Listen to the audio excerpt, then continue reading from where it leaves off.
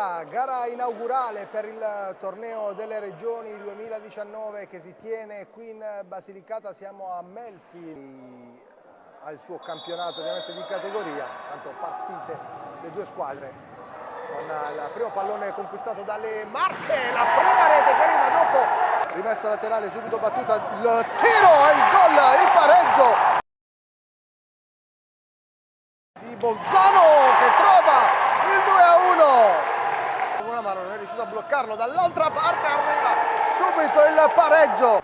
Buona la giocata di Ferraresi che ci prova col destro. Intanto è andato via molto bene Davide Ferraresi che continuano ad attaccare, risposta di Pasquazzo. Arapai, la palla dentro, ancora Ilali cerca la conclusione, c'è la deviazione. Ancora l'Ilali, la giocata di Al-Hilali, ancora l'Ilali, 5-4. Il centrale molto attento, Ilali! Pareggio di Ilali! Lo stop, Ilali, l'appoggio e poi la manata di Vesprini sulla la possibilità di scaricare su Frullacci. Prova invece direttamente in porta. Ferraresi, palla facile per Arapai che però se la alza.